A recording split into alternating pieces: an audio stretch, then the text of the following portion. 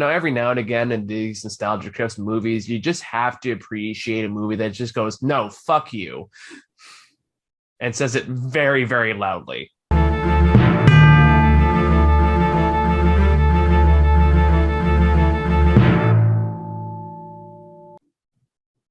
Yeah. And the Meta Matrix. So, all right. Like the other big blockbuster movie of the not year, but December. I'm tired. My brain's fried. So this is December. December. What is time anymore? We all lost track of it the last couple of years. I'm standing. Whatever was time, Michael. The movie asks that question as well, kind of. Son of a bitch. I'm mad that you're right. But yeah, so this is the other major nostalgia trip movie of December. Matrix. I keep wanting to say Resurrections. Now I know you two are mega Matrix fans. Not really. I mean, I watched it when I was first time seeing one. Yeah. Oh yeah, totally. I like the first one. The other two suck though.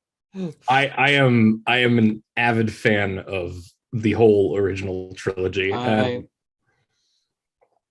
agree for about half of Revolutions, but yes. No, unabashedly, all of it, all three. I did rewatch Reloaded recently. Muha, kind of like one after Reloaded has its weird moments. And then when a friend of mine's like, "Hey, I kind of want to watch Reloaded. Do you guys want to join me?" Like, sure, fuck yeah, I'm down.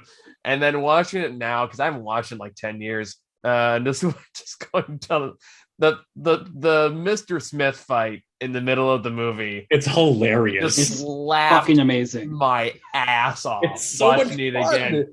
Just Hugo Weaving having the time of his goddamn life. Yeah. So Muha, you might remember. Do you remember Knox Films? No. It was right before YouTube. Like, I don't know if they were on Newgrounds. I know they were on Albino Black Sheep and Flash Player. Oh, no. man. But they would take just clips of all the Matrix and just redub everything. And the redub of the entire Agent Smith fight just lives in my brain rent-free since like 2004. If you can find it, send it to me. My brothers and I still quote it on a daily basis almost. Holy shit. Damn. That's impact right there. Keep in mind, it's very 2004 era internet humor. But of course, I was there. It's fine. Yeah, we all were Newgrounds for a little while. The thing about the movie, I think, is that, or at least the original trilogy for me was that most people's criticisms of the second and third ones seem to come from like it wasn't like the first one, and I don't know how you could have made a trilogy that was like the first one. Yeah, and I've said my piece about how much I love the Wachowskis' work over the years, and I just really it has its problems, but generally I just really enjoy how far they reach and the shit that they do to try to reach those levels, and sometimes it works and sometimes it stumbles, and honestly the stumbles tend to be kind of charming for me. So rewatching the trilogy recently really starkly showed the difference to me between, when they had a relatively, relative to their work before that, they had a big budget for the original Matrix, but the budget for the second and third ones was astronomically higher. The scope is way bigger. They're way more ambitious with it. They expand on so much stuff, and the ambition of not just the scope of the sci-fi story, but the special effects, they like a lot of it has aged really well. It's really interesting to look back at some of it, not so much. Yeah, I was gonna say like not all of it. No, the third one. Did you rewatch Revolutions, Michael? Not yet. I'm planning to, but that's where it really shines, because the second one did a lot of stuff that's really cool, but also has a lot of stuff that's very clearly like 2004. But weirdly, the third one feels like it had more time to bake, which I guess it had like 6 more months to bake. But from the color grading to the quality of the special effects, everything looks and feels way better.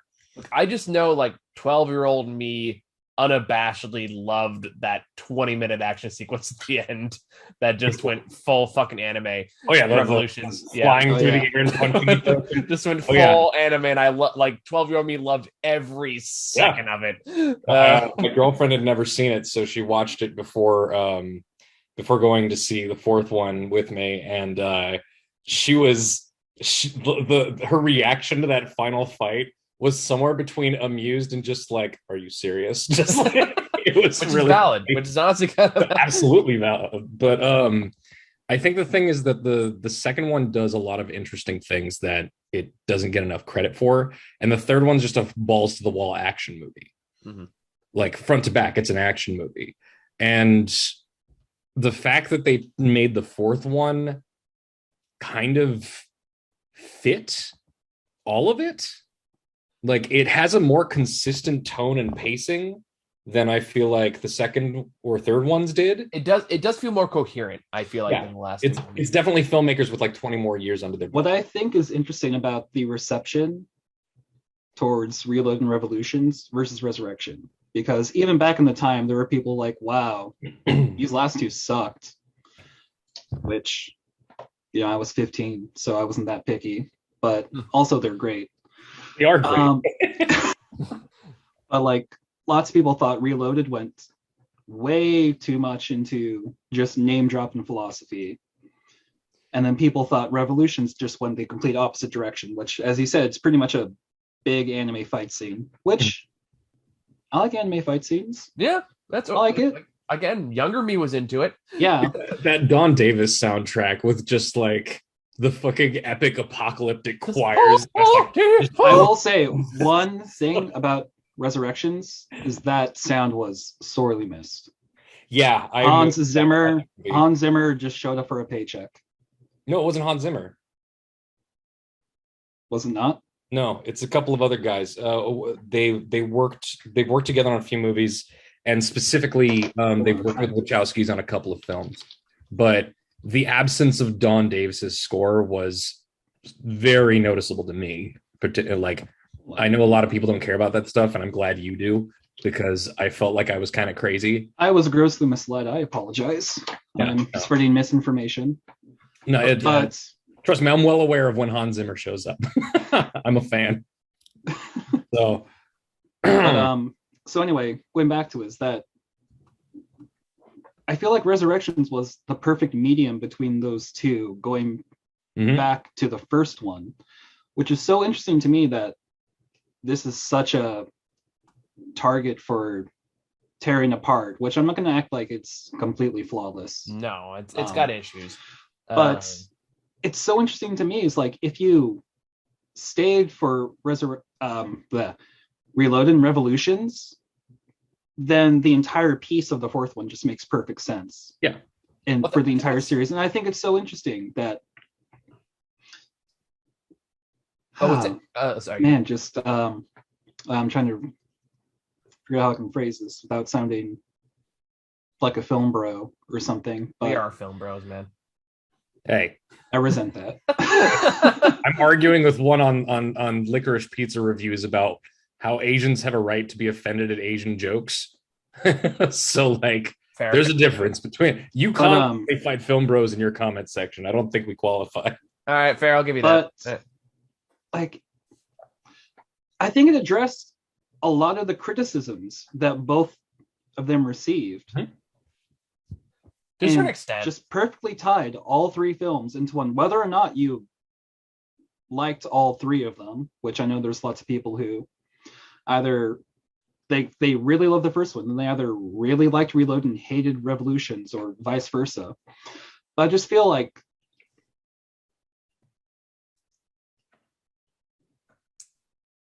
God, I'm at a loss for words. Jeez, can you get around this?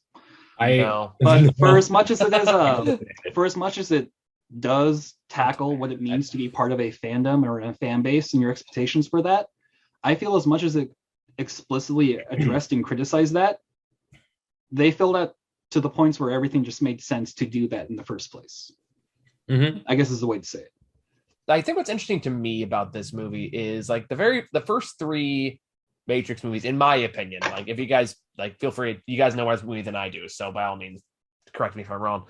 But like, did very much feel like anti-authoritative or authoritative, like teenage rebel, like rebel that a cause, like fuck you, man, and all that kind of like. It's very. I mean, like, it ends with a Rage Against the Machine song. So it is very much like angry It's- rebellion, teenage angst movie in that kind of way. But this movie, like 20 years later, however long it's been.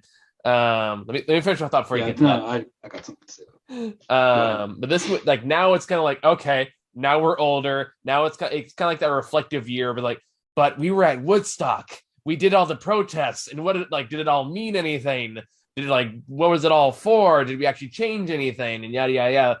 So this movie definitely feels it fits because it feels like it's the natural follow through on that teenage rebellion trend, which is like, wait, we did all of this and nothing, not that much really changed. How much do we do actually matter? And this isn't subtle. They make it pretty explicit. That's what this is about. None of this movie is subtle in any way whatsoever. But that being said, I've learned to appreciate that about it, especially after how much of the original Matrix movies got appropriated by the worst kinds of people.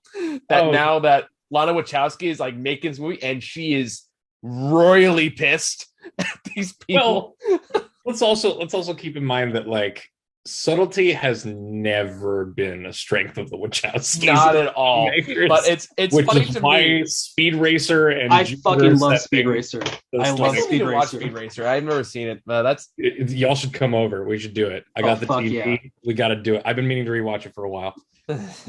It's just a blast. It's fucking pixie sticks injected into your eyes. Like I'm down for that. It's so great. But like even like with the unsubtlety of the first Matrix, the whole like trans allegory was definitely lost on a lot of people, and then that's a whole red pill, blue pill got appropriated. It became this whole monstrosity of like right wing jargon nonsense. And now you get this movie that's saying like, I'm gonna tell it to your face how much I hate you. Well, let's also be real. The trans allegory of it was also lost on the Wachowskis themselves at the time. Well, I mean, I think not quite cracked yet. So to be fair, and I'm like there was some studio interference. I know like one of the original characters is supposed to be like male in the real world, and then female in the Matrix and all that kind of stuff. So like, I don't know. Was supposed to be female in the real world and male. Sorry, yeah, vice versa. But you get my point. Something like that, yeah. Yeah. But like that being said, it is so fascinating just to watch how openly bitter and angry Lana Wachowski is, and she's throwing all that venom, rightfully so, I might add. Like, I'm 100% supportive of just going like, no, you want your classic nostalgia? You want like at the old days? No, fuck you. Here's what we're doing. Yep. I greatly respect that. Yeah, the more I appreciate it, like, you know what? Good for her. Like, she's pissed off. She's showing it. I respect that. Oh, I just realized something. What's that? Go on. But I just realized. Thank you. So it's not just a rebellion against. I mean, it's pretty obviously could it be anti-authoritarian and everything in the first Matrix. It's also a complete. Where'd you go? Oh, there he is. There you are. Continue. You're worried. Yeah, he logged off for a second. He had to plug back in.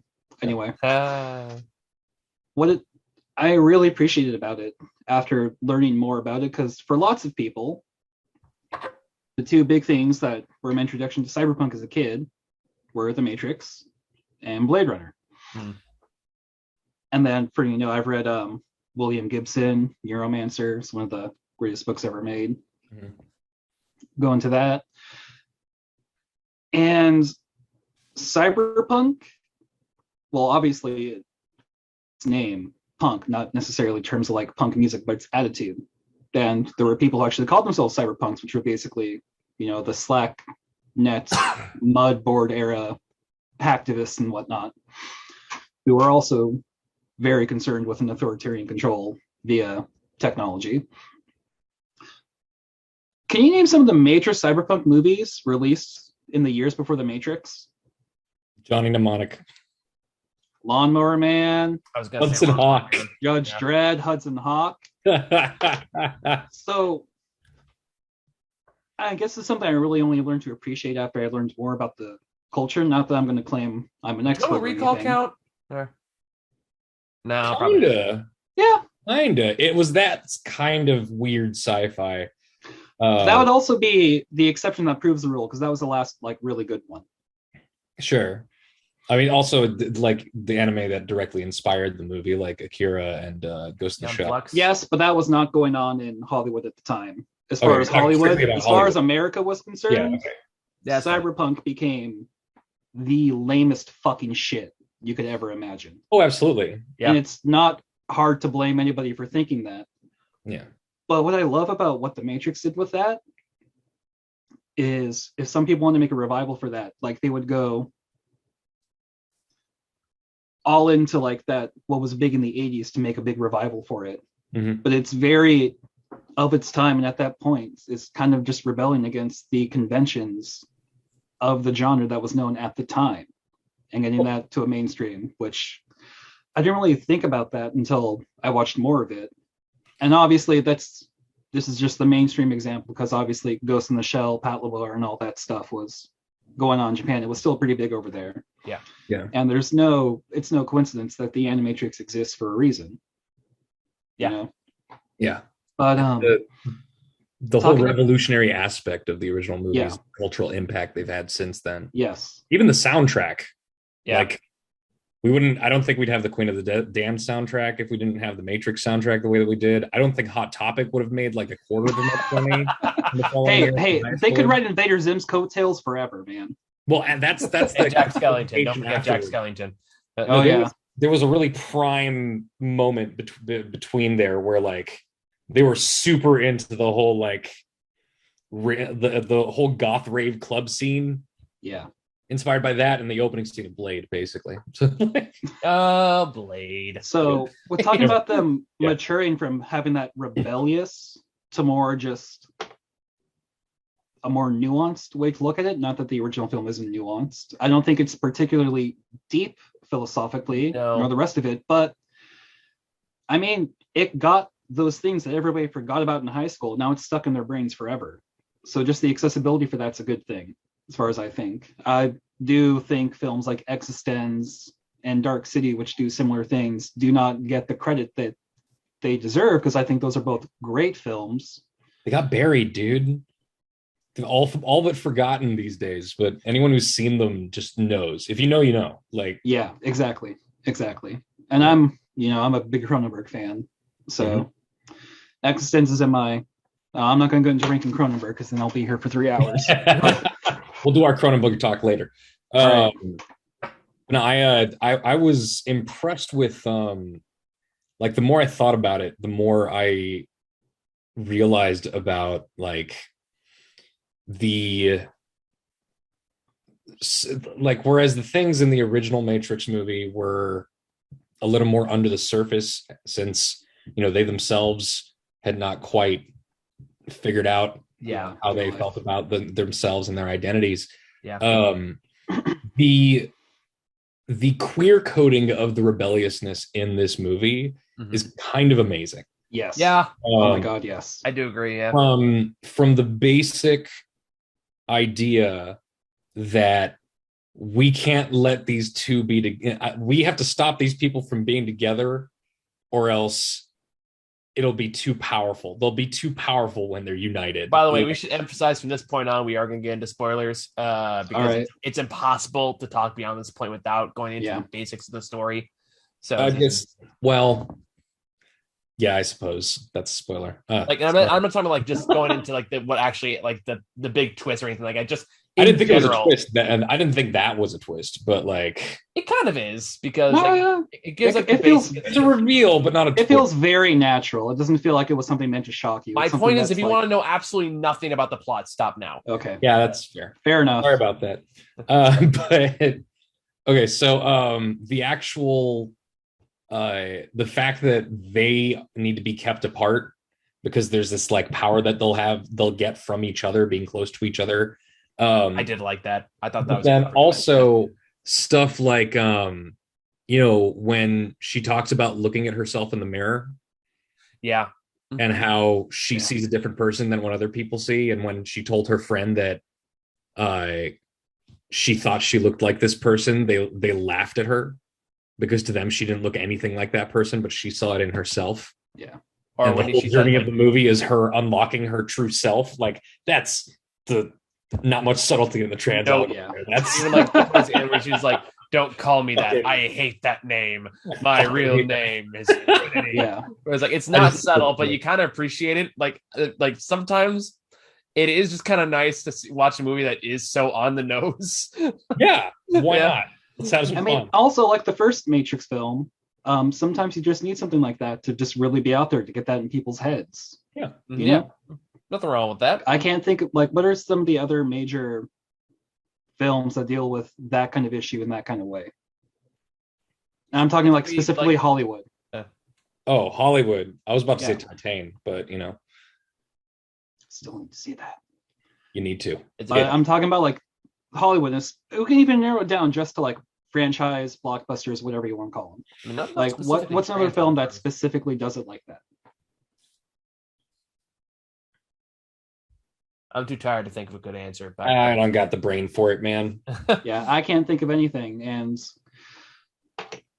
for people who only really watch those kinds of movies, which a lot of them really just aren't that Oh my bad. god. But oh boy. This has been happening on the thread since I left it. Jesus Christ. For Licorice Pizza. Yeah. Oh my god. I The cannot hate wait is to strong, dive into like, that. Keep going. I'm gonna jump back in there afterwards. I'm actually looking for something else. So when people specifically claim about this one, putting politics into the Matrix, it's gone woke. It's always been that way. It's Okay, the think people about who tweeted at Tom Morello being like, "Well, you got to make Rage Against the Machine political." He's like, "What? What do you So really?" think about the first film. The first film. Who are the people in the rebellion? Who are the people who wake up, or I guess you can say go woke? Mhm. Go woke is just a dog whistle term. It always has been. Oh, I know. But- Going woke is an issue, but It's being those woke, films not so much. for a Hollywood action science fiction blockbuster at the time. Its diversity is incredible. Mhm. And also completely 100% intentional.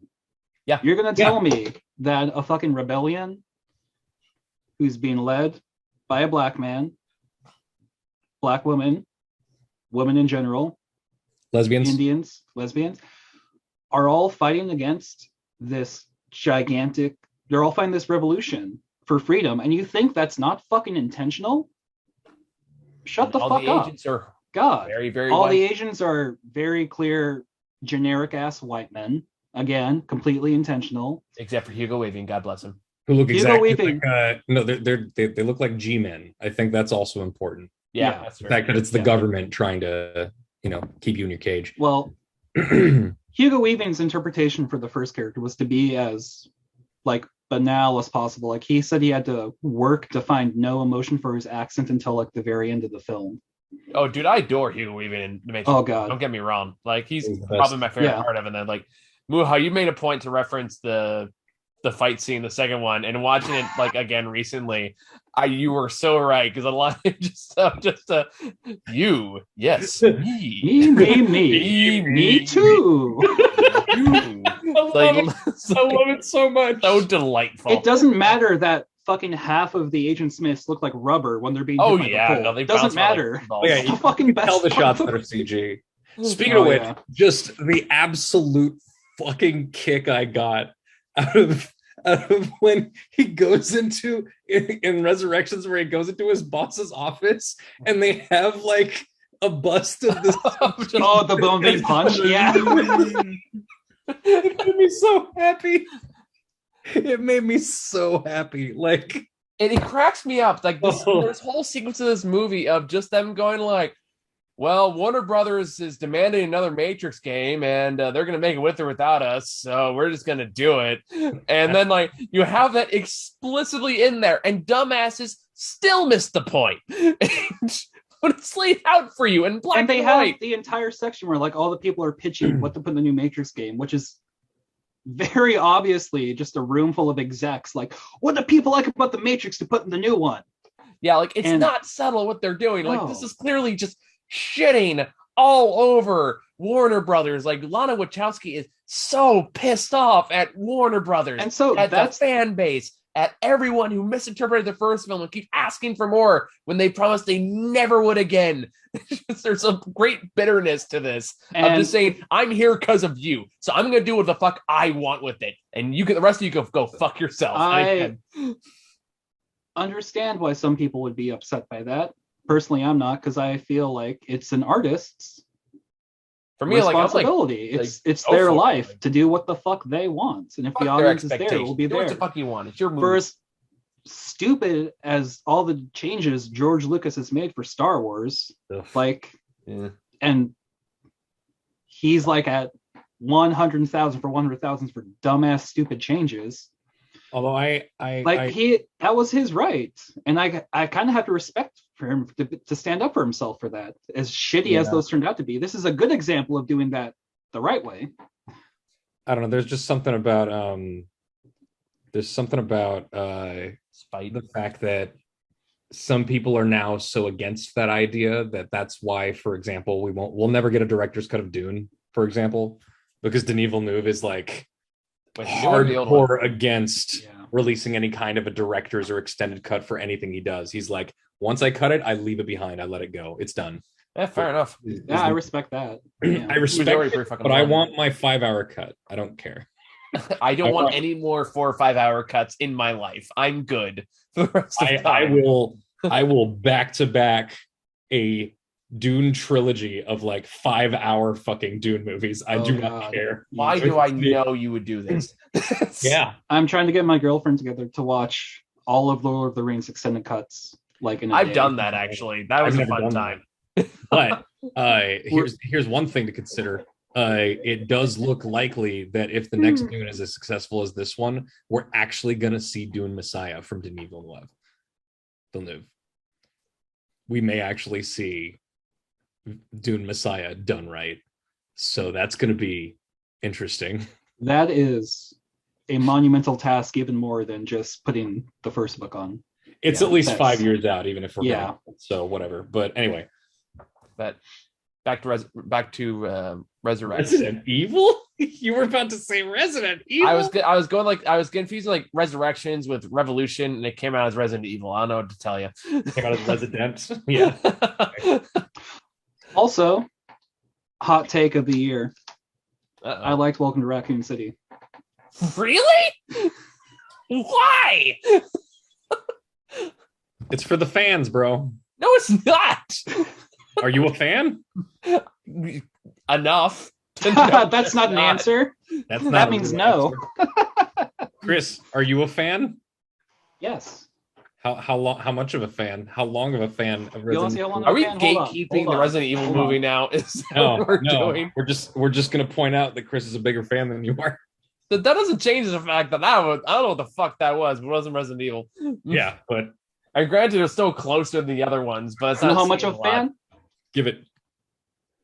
Oh shit! The fucking Saturn version, not PlayStation. Holy shit! I've been doing this shit for years. How about you, Michael? You know what? I got my comic shit. You go fuck off. Just saying, he's been on like that's what I'm saying though. For the people who have been on board with the series since there was nothing but the weird, shitty, cheesy, campy shit on like the OG releases, there's something there. Disagree. And I feel the same way about Resurrections. So let's get back to the Matrix. Sorry, I just had to flex my my collection on you. Yeah. I'm just leaving my Evangelion collection like off just barely in sight for anyone who dares to notice. For no reason am I going to turn my laptop slightly sideways. I love that Psychonauts poster. I fucking love that poster. Yep. I don't want to get up again, but I can pull that game off my shelf too, but I don't want to get up again. Great box art. Yeah. So anyway, I'm tempted to just start this whole thing where we turn the rest of the review into us pulling our nerd shit off of the shelves and showing it off to the camera. Just like a nerd dick measuring contest. Oh my god. No. Genesis, Chris, baby. Hang on. Slowly. Or I can go over there and we have the Saturn and Sega CDs. If I can take you all in my living room, I swear to God. Anyway, point of the matter is about fandoms. Anyway, So I can see why some people would be upset at that, but that also makes me wonder, like, how invested were they in the series beforehand? Yeah, it's more like idiots who Because like there's it so but many understand people why who they saw like this who skipped out on the third, sometimes even the second one. Yeah. You know? And I have to wonder, like, were they expecting this to be? That's what I felt like when they said they were bringing, for example, Dexter back. And a lot of people got excited, and I thought, do you realize it's going to be more of a continuation of where it was, not the parts that you enjoyed, which for most people ended at season 4 out of 8 seasons? Or, for example, Arrested Development, when they decided to bring it back after like over a decade, And they just retold the same season over again. well, yeah, but it was season 4. When season 4 came out, people were like, I don't know, I don't really like it. It doesn't feel the same. And I, for one, was expecting it to be exactly like that, because I remembered the third season and how I didn't like it as much as the first two, but Yeah. the fourth season felt very much like the third season. And if you watch them in order, it feels like a direct continuation. The style is there, the jokes are there, it's all there. So I have to wonder why there would be people who, like, no, I don't have to wonder why, I know what they are, but I have to wonder, like, how people are so disconnected that they really think that they can just come into the fourth movie without watching the second and third ones, Yeah. and get something that is like the first one, which they left behind a long time. What lots of people were expecting, even fans of the series, was expecting The Force Awakens. You know, just the soft reboot. I am Which, so glad. Well, again, which is movie? which the- you know, the like, movies that actively said. spoilers for a 20-year-old movie franchise. You know that Neo, being the one, is part of the Matrix. So if the Matrix reboots at the end, it's not impossible for him to come back. Well, that's what the Oracle said at the very end, remember? Yeah. When the kid asks him, do you think we'll ever see him again? And she says, I expect we will. Yeah, so people are just expecting, like, okay, well, now it's 100 years in the future, whatever.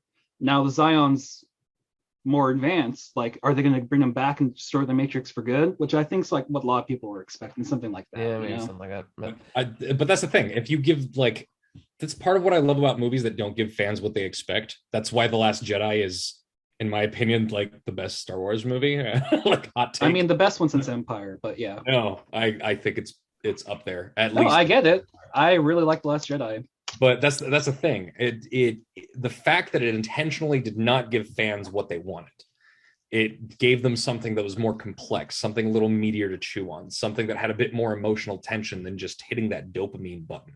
I really enjoyed how this one just folded in on itself and used the source material, well, the originals, as source material for this video game that's within this like bespoke version of the Matrix that is holding Neo and Trinity. Like, it's such a brilliant, just because when you're first watching it, you really do have this whole thing of like, what is actually going on? It really does make you wonder how they made this work and if this is the same thing actually. But the way that they bring all those different elements together, I think is just genius. I do They have really one did a that you great addressed job. about this. I'd be curious for you guys' input on. Is that again, we're going to spoiler territory here. So Neil Patrick Harris is the bad guy in this particular Matrix. Wait, And I'm wondering if but this movie does have like very, very negative perspective on therapy, like in general. I disagree. No, it's a framing device for his control over him. Yeah, I don't know. I don't think that's necessarily a knock against therapy. Yeah, maybe. And I don't know. I'm in that field, so I didn't take any slight to it. It's. I think the other thing about it is that I'm also watching, for example, there's an Apple TV show called The Shrink Next Door, and it's okay, but it is based on a legit situation where this guy, this therapist basically starts getting envious of the life of one of his clients and starts slowly manipulating him and taking over his life. So like reverse, what about Bob? Yeah, but it's based on a real thing that happened. It sounds just like Eugene Landy with Brian Wilson. I don't wait with Brian Wilson, Beach Boys Brian Wilson. Yeah, Oh, I don't know about that. his therapist had conservatorship over his life and just ruled his entire life for like Just 15 plus years. okay. Well, It's so part yeah, of the reasons that they went through that big slump. yeah. But I guess that's an important thing to like the way that this movie, the way that they use his trust. You know, he did step off of a building. What's the best way to keep him in the mindset of the Matrix? To convince him that he's had an emotional break, and who's going to listen to in that situation? He's going to listen to his therapist, who's going to give him the pills that keep him, you know, in the Matrix. But then also on the other side, you also see that same kind of manipulation coming from not his boss, but Jude, his coworker, Oh yeah. who was He's covertly definitely like, a film bro. yeah, overtly a weapon. He's the type of person who would hate this movie. Yep. Yeah, but think about the fact that when he first like, if you know what he is, the very first time you see him in the coffee shop, and they're talking, and you know Neo expresses interest in Trinity, and he says he feels drawn to her. Jude, under the guise of being his friend with just really shitty social skills, tries to introduce him.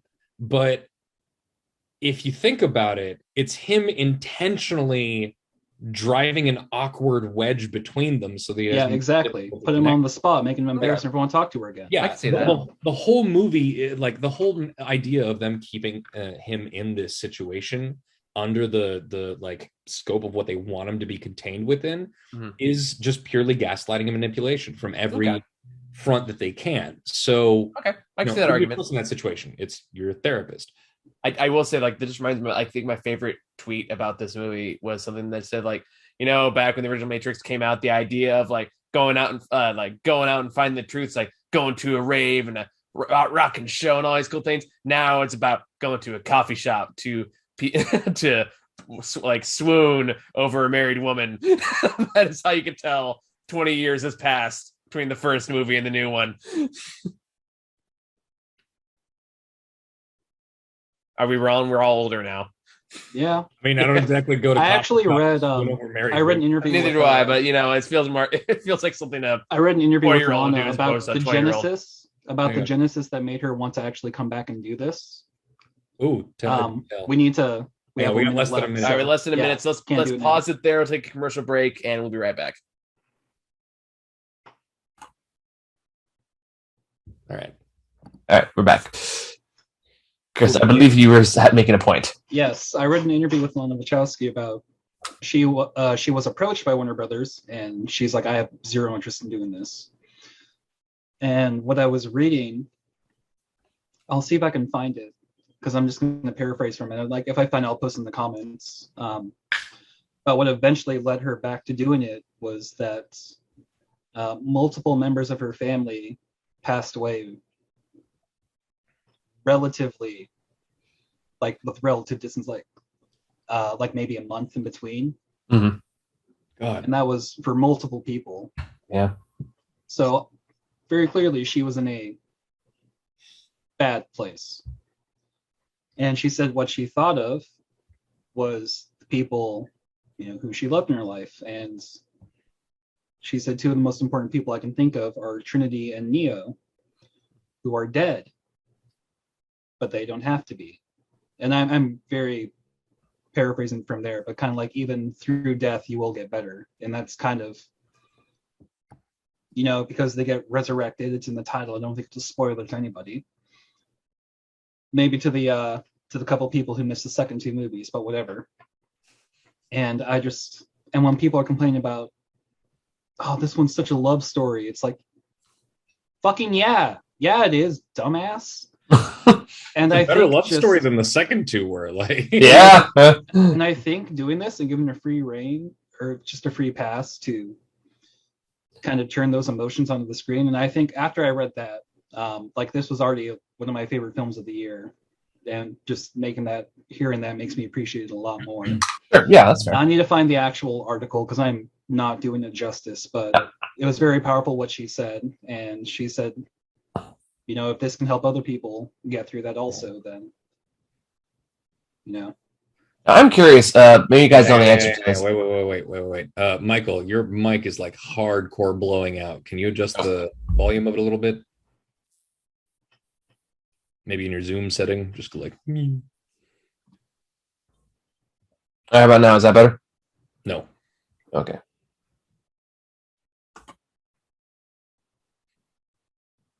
It's the kind of audio you get when someone's like eating the microphone, basically. It's not that. It's not that button. Why don't you say what you're trying to say while you're doing it, and we can test the mic that way while you're going. Testing. Oh, That's way better. Oh yeah. Yeah. Night and day difference. All right. Okay. Here we go. All right, you're good. I would just lean on the cable a little too hard. Yeah. But anywho, so yeah, question I have for you guys. I'm wondering when you know the answer. Why did only Lana Wachowski come back to this? Did you guys know? I don't know that. I didn't read that. Because I was kind of wondering the same thing myself. I'm going to assume the other Wachowski sister were making good on their promise not to do it. Yeah, maybe. Because they approached both, and I know Lana and Lily both said no, but I think Lana, I don't know, maybe I wouldn't say it's behind her sister's back, but maybe she just came like, "Hey, you want to do this? No, okay, cool, I'm going to do it." Maybe it's good reasons. I mean, I'd rather have one of them than none of them. Yeah. According to the Independent, Lily Wachowski said that she did not want to, quote, go backwards in her career. All right. Much rather making Jupiter Ascending coming out and just being completely exhausted. Got out of my transition in 2016, was just completely exhausted because we've made Cloud Atlas and Jupiter Ascending and the first season of Sense8 back to back. We were posting one and prepping the other at the exact same time. So you're talking about 3 100+ days of shooting for each project. Oh, yeah. And that's so fair. Coming out and just being completely exhausted. My world was like falling apart to some extent, even when I was like, cracking out of my eggs. So I needed this time away from the industry. That's fair. That's valid. Yeah. And going back to school and painting and stuff. So that's a very good reason. Yeah. Again, I'd rather one than none. Mm-hmm. This is one of more of the technical side of things. What did you guys think of the fight scenes? What do you mean? Like, did you like them or? Yeah, I had fun. I mean, they weren't. I think that they very deliberately made the effort to not have them be as like the Matrix Revolutions, essentially. Because you can't. Yeah. The Revolutions thing was the buildup of this massive conflict, and I also think that they made a really smart choice with this one in keeping the cast relatively small. Yeah. Because something I noticed when I went back to the original trilogy, they're busy watching this one, was the difference between like the first one has a relatively tiny cast. It doesn't have that many characters going on in it, and it really is like. Contained within the crew of the ship, essentially, and a couple of people in the Matrix and the agents, right? Everyone else is kind of extras. So that's all you had there. But then as soon as you got to the second and third one, the viewer is immediately overwhelmed with like a shit ton of new information and new settings and characters. And what's interesting is that this one still is continuously data dumping on the viewer, but at the same time, you'll notice that the cast is pretty much restricted to the crew of the ship, some of the other captains, and Niobe as leader. But even when they're going around the new city, they're not introducing a bunch more people throughout it. They keep it pretty small, and that way they keep it focused. And I think it does a really good job of keeping the scale. They recognize that the scale of the characters was more intimate with keeping the cast smaller, but they could still give this impression of a much larger world without, putting as much into it as they did with the second and third movies. So I think it struck a good balance. Yeah, that's one of those cases where I felt like even though I get they weren't trying to do the same thing, like I had a harder time keeping track of what was happening. I feel like relied too much on shaky cam. I can see them oh. having the self-restraint, looking at revolutions and going like, Sure, like I understand. I want to probably go. can't we can't get away with that again. Sure, like I understand that, I but will I feel like say- I feel like it corrected too much in the other I direction. will say it had the quote unquote worst fight scenes. Not By the way, Michael, you're kind of blowing out again. God damn it! Sorry, dude. but yeah, I know the original fight choreo didn't come back because He's doing John Wick. Yeah. yeah. So yeah, so I get that, but I think all the fights thematically made sense to move Yes. conflict forward. So it didn't really bother me that much. I will say no other Matrix movie has fucking people exploding, jumping out of buildings. yeah. that was brutal, dude. Yeah. Fucking Like the first That time was- it happened. the The fucking first time it shit. happened, I was like, "Oh fuck!" Like, And it just you kept can- happening. yeah, you can see them crumple when they hit the ground, and it's kind of fucked up. But Is then it after better? like Can the you guys third hear or me? fourth one, you're like, "This is kind of funny." Like, Yeah. Better, not better. that's Yeah, better, sounds yeah. good. All right, cool. So yeah, like, that was a part where you were going, "Oh fuck!" I busted up laughing. You busted Uh, up laughing after I said, "Oh fuck," like 2 or 3 times. I don't know. I think I started laughing when it just very blatant, just started splatting on the ground. Yeah, no, like, when a bunch of them yeah, started. that's so when I when the started first one building, happens, you're like, wow, that's kind of brutal and like realistic, because like you see I don't know, the realistic. indents and all I that. It's like think- that doesn't I really feel think- Matrixy, and then it fucking keeps happening. You're like, okay, no, this is the stupid shit that makes the Matrix. Yeah, exactly. I and here's the I thing, didn't here's even the go that thing. far. Like, oh, this is serious. Like, it just a splat, bam. In my heart, it was at that moment that I knew that the solution to like fixing what I didn't like about the Fate of the Furious was just to make Lily Wachowski the director for it.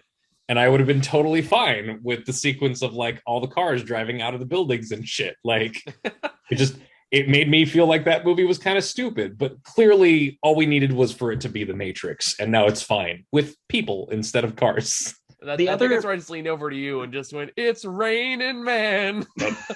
The other major complaint that I kind of get is Neo does this a lot. Like He does force this push. all the fucking time.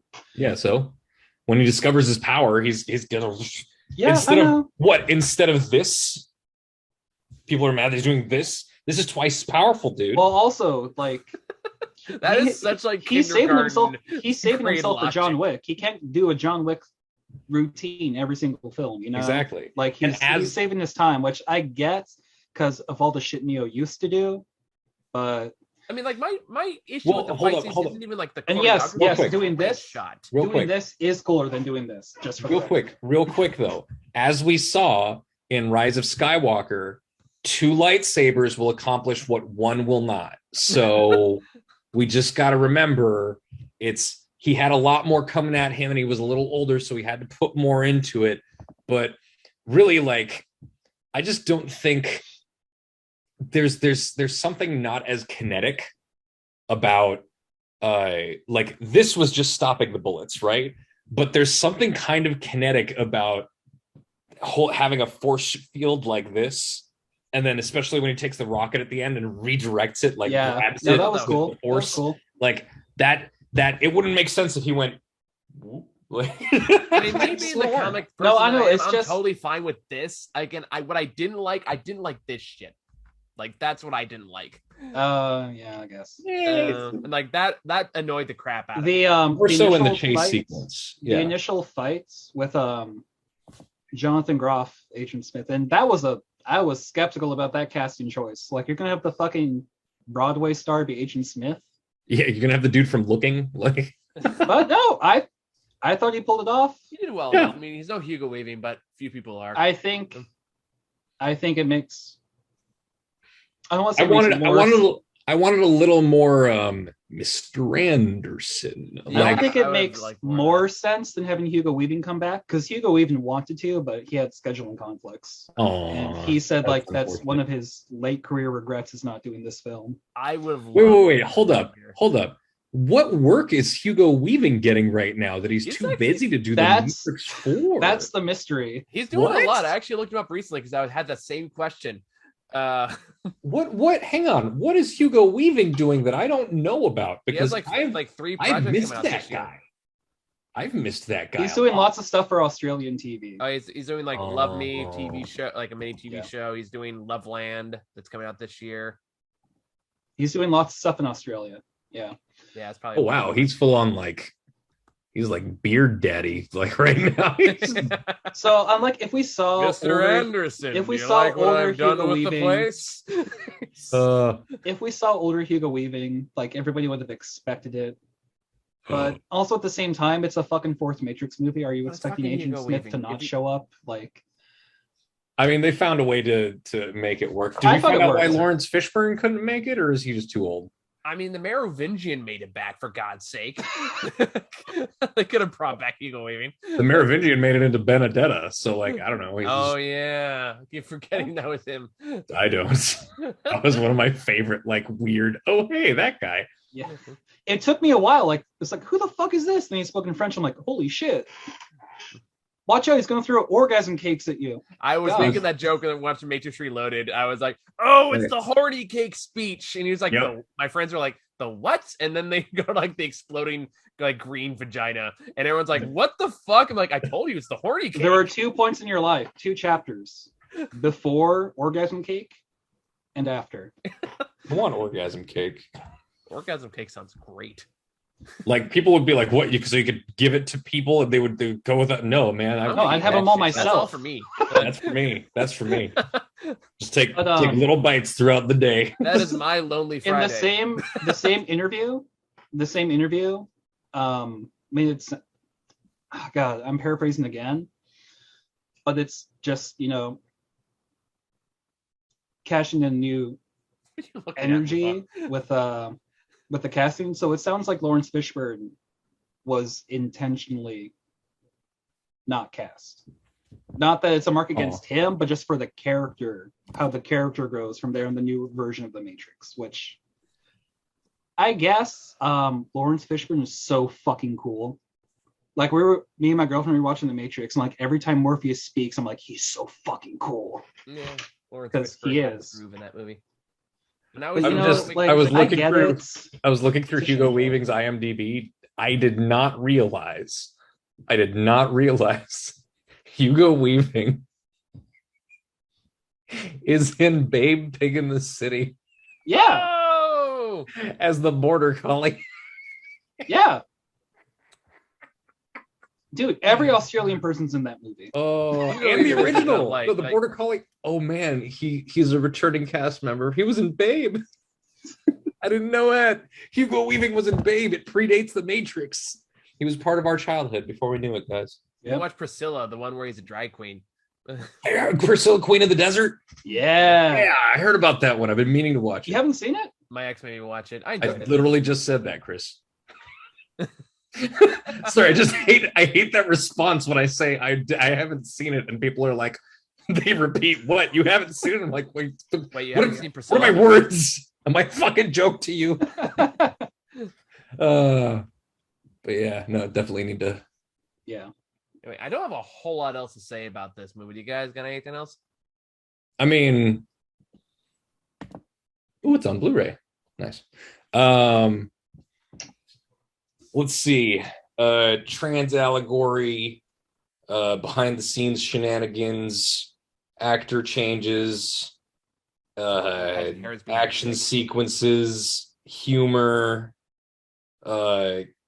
balance of tone between the different movies. I think we've hit all the main marks, right? Everything we need to talk about, I think. Yeah. Although, yeah, I just really love the fan service. Like I love the integration of the fan service. It wasn't It wasn't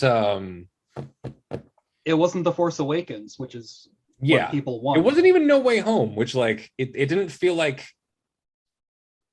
the whole point of the movie was basically like referencing all this stuff. It was something new built off of the previous stuff. It actually felt like something separate in its own way. And again, I feel like a lot of that just comes from just Spider-Man No Way Home was very much like a celebration of all the other things that came before it. This one is all of a fuck you. You don't get what came before it. Yeah. It's like, yeah, we're different people. We're going to make a different movie. Yeah. And Whether you like it or it just not, completely children. fits into the timeline perfectly. I hear every fucking complaint about like, why is Trinity so powerful now? It's like, well, they're talking about the force between those two are powerful together. So if it takes Might two say to the make force if it within takes, her awakened. Boo. Boo. so for the Rise of Trinity, I'd rather watch that than the Rise of Skywalker. it's if you have these two parts that make a bigger energy, why can't they both be the one? Or is that not the one itself? Like, I don't know, that stuff.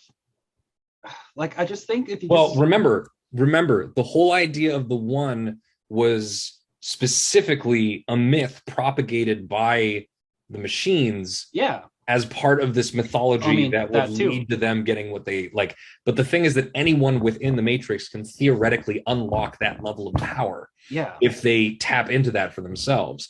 And part of that was her realizing her true self and reconnecting with the person who understood her and saw her for who she was, like, completely. And then they go and punch Neil Patrick Harris's face off, which was great. Yeah, that was pretty fun.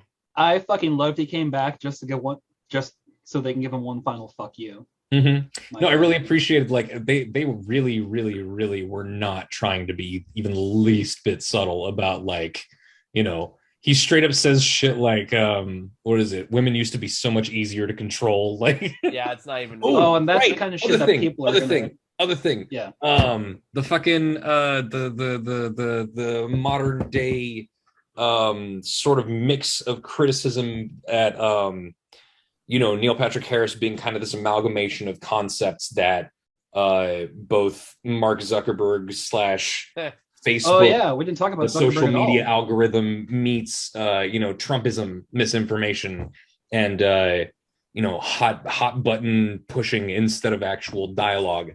You know, I really appreciated them tapping into that being a mechanism that keeps people under control and keeps energy generated. The idea that the Matrix is fueled by the energy that people generate with their emotions and their feelings and the resistance they actually have, and that the easier way to do that is to introduce conflict as opposed to just letting them live their lives. And then once they discovered that, they just decided to utilize that to power it even more. Yeah. Fucking That's insane. It's genius. amazing update to No that. wonder Ben Shapiro hated this movie so much, because feelings more powerful than facts. Even though Ben Shapiro is entirely driven by emotion, but that's a whole nother thing. I just want to get my zinger in, dude. Yeah, no, it's a good one. It's a good one. I love how it's a film about fandoms, Yeah.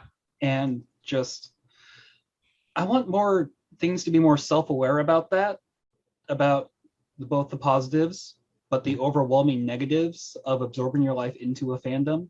Sure, yeah. Like, Totally. man, that's great. I still haven't seen No Way Home, and I'm very afraid after watching this movie that movie's just gonna piss me off. It's pure fan service, and there's nothing wrong with that. It's really enjoyable for what it is. And it kind of serves as a sort of wish fulfillment epilogue for the other two trilogies, or the other two series, I guess.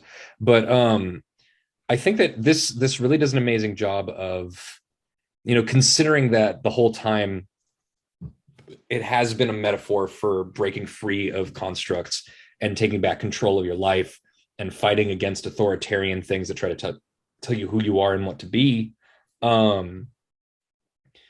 Like, what other franchise could possibly have the opportunity to do so in a way like this? Like, no other movie can organically integrate this kind of thematic content into its plot and still have it be, you know, even the fourth wall nudging fits as part of what the movie is.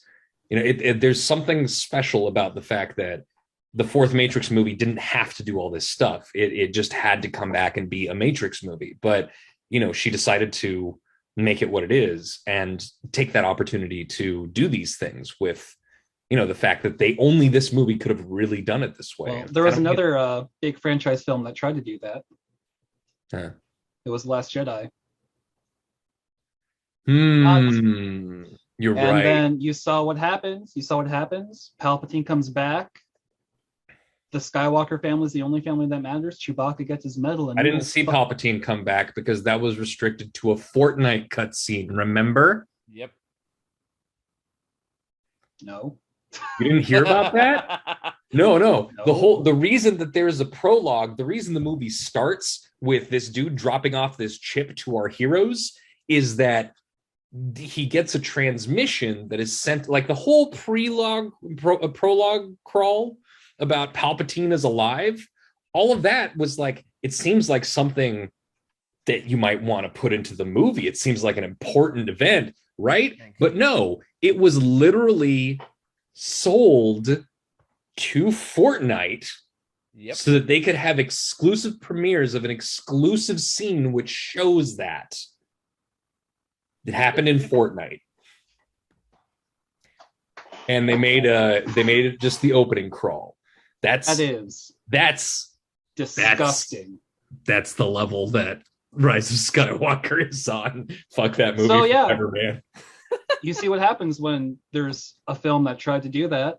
Oh God. And No, the problem. I don't know, both Warner Brothers and Disney gets a lot of the shit because it's the most vocal about it, but Warner Brothers is actually an even bigger media conglomerate than Disney. Oh yeah. And they Warner Brothers express doesn't know what the fuck they're doing with most of their properties. No, they're all whores. So at least Warner Brothers let them do it, whereas Disney was like, Chewbacca's gonna get his medal and you're gonna fucking clap and you're gonna buy season passes to Disneyland for the rest of your life and go once every other 4 years. Yeah, where is it? It's been well established, much to Muha's descent.